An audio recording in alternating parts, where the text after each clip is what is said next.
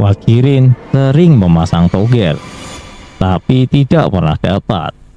Sampai pada suatu ketika, ada teman yang menawarkan untuk mencari nomor togel di kuburan angker dengan melihat nomor di keningnya pocong.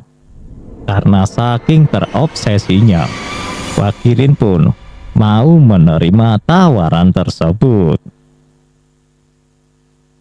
Assalamualaikum warahmatullahi wabarakatuh. Selamat datang di channel YouTube Chong Chuli yang akan menggali kedalaman misteri yang tersembunyi di balik malam. Di sini kita akan menyelidiki kisah-kisah yang membuat bulu kuduk merinding, meretas sebuah tabir kegelapan yang menghantui. Siapkan dirimu untuk menyaksikan kehadiran makhluk-makhluk tak terlihat dan detik-detik ketegangan yang menguji batas ketakutanmu. Sebelum kita mulai ceritanya, silahkan tekan like dan subscribe channel ini, dan jangan lupa nyalakan lonceng notifikasi agar kalian tidak tertinggal dari update cerita terbaru lainnya. Apakah kamu berani melangkah lebih dalam? Saksikanlah dan biarkan ketakutanmu memandu perjalanan kita, karena di sini kebenaran tersembunyi di antara kegelapan yang tak berujung. Selamat menyelam ke dalam mimpi buruk yang sesungguhnya. Kali ini saya akan membacakan dari sebuah kisah tentang hantu itu ada. Saat ini cerita tersebut berjudul Berburu Togel di Dahi Pocong.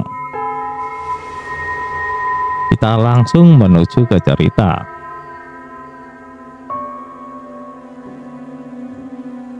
Pengalaman tetangga berburu nomor togel di dahi pocong. Benarkah di dahi pocong ada nomor yang tertera? Sampai saat ini saya pun belum pernah menyaksikan sendiri atau mendengar cerita dari orang-orang sekitar. Dulu sekitar tahun 90-an awal masih ada togel resmi namanya SDSP. Waktu itu di sebuah dusun tetangga desa namanya Dusun Baya Manga alias buaya menganga. Ada seorang pemuda desa yang terobsesi mendapatkan uang dengan cara instan atau pasang nomor. Sebut saja namanya Wagirin. Wagirin sering memasang togel, tapi tidak pernah dapat. Sampai pada suatu ketika, ada orang yang menawarkan untuk mencari nomor togel di kuburan angker dengan melihat nomor di keningnya pocong. Karena saking terobsesinya, Wagirin pun mau menerima tawaran tersebut.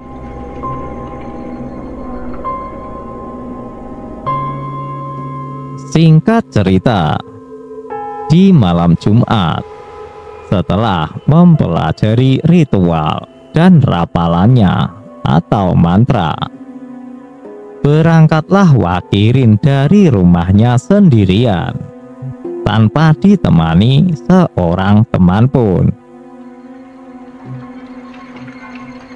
Dan sesampainya di kuburan sekitar jam 12 malam, Wagirin masuk ke dalam area kuburan itu. Suasananya sunyi sekali. Angin yang berhembus membuat bulu kuduk Wagirin berdiri. Apalagi kuburan ini letaknya di pedalaman, dekat hutan pula. Dan kuburan ini merupakan salah satu kuburan angker di desa tersebut. Wakirin berdiri sendiri di depan kuburan orang yang baru meninggal dengan posisi kedua tangan siap memapah sesuatu. Ditemani malam yang sunyi dan suara burung hantu, mulailah Wakirin membaca mantranya. Untuk beberapa saat tidak terjadi apa-apa. Wakirin pun sempat bingung.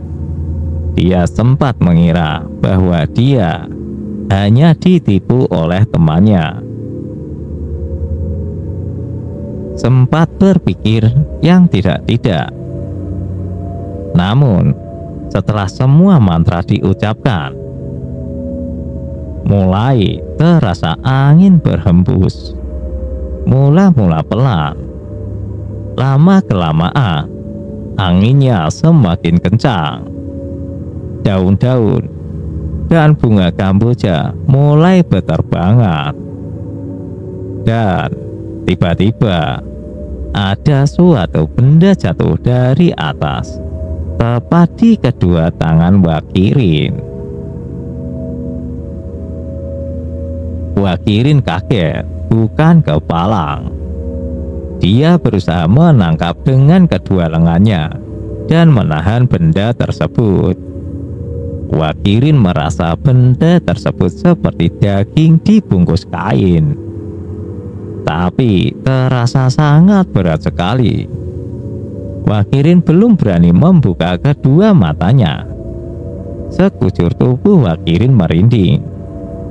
Keringat dingin mulai membasahi tubuh. Bulu kuduknya pun ikut meremang. Wakirin masih mengira apa yang terjatuh di kedua tangannya. Mau membuka mata pun, Wakirin masih ragu-ragu. Wakirin ingat pesan orang yang menawari mendapatkan nomor di kuburan tersebut. Benda tersebut adalah pocong, dan Wakirin harus melihat nomor yang tertera di dahi pocong tersebut.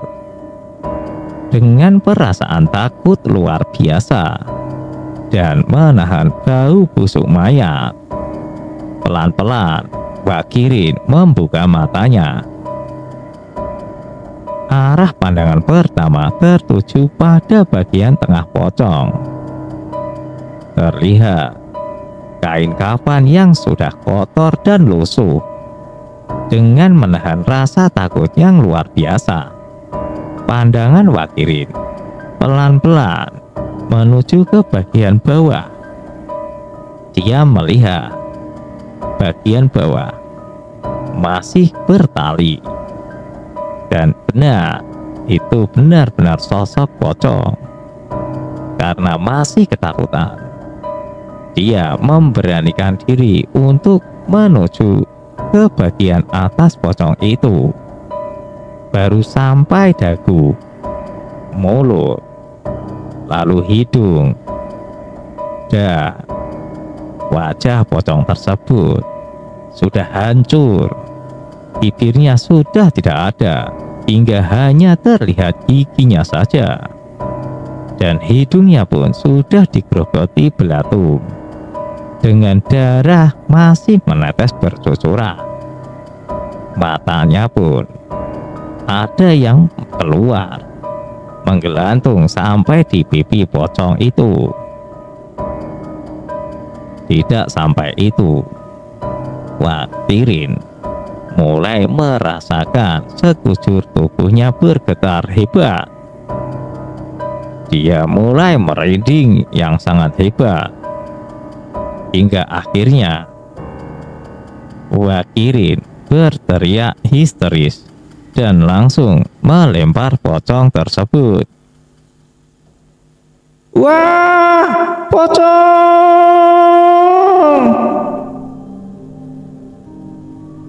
Wakirin lari terbirit-birit keluar dari kuburan. walau kakinya tersandung-sandung oleh batu nisan kuburan. Dia masih berlari dengan kencang. Beberapa kali terjatuh, namun Wakirin masih terus berlari. Dia diikuti pocong itu. Dia masih lari terbirit-birit, hingga akhirnya dia bertemu oleh seseorang. Lalu dia ditanya, kenapa lari terbirit-birit?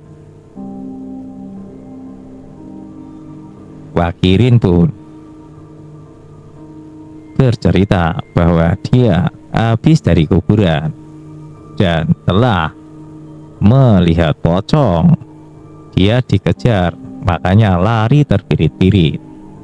Wakirin sambil menengok di sekitar, sambil memastikan bahwa pocong itu sudah tidak mengejar lagi. Namun, ketika menoleh ke orang yang diajak bicara tadi, ternyata orang itu berubah menjadi pocong.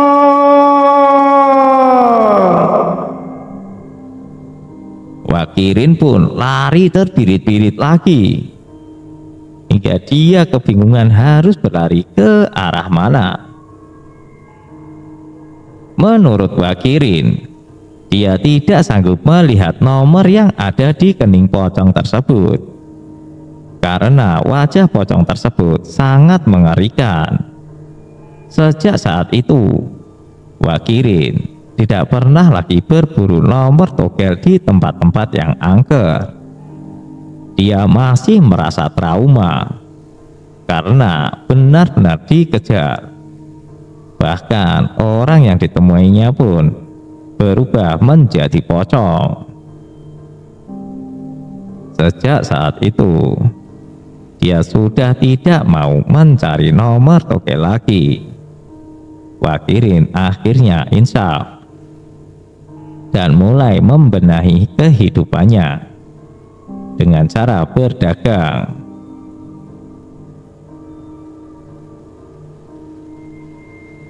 Karena ingin kaya dengan cara instan tanpa mau bekerja keras, Wakirin mencari nomor togel agar mendapatkan nomor itu dan mendapatkan togel, sehingga dia bisa cepat kaya.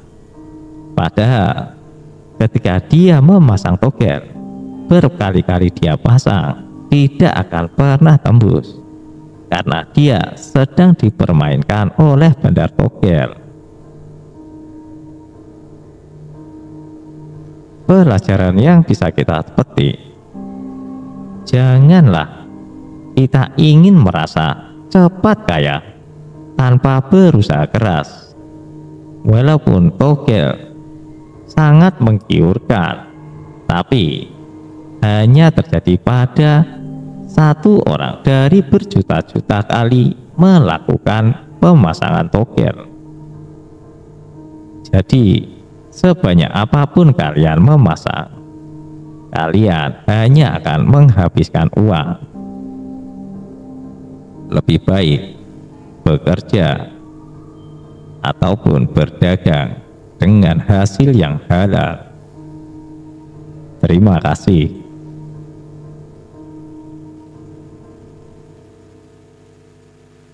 Terima kasih telah bergabung dengan petualangan menegangkan di saluran YouTube kami.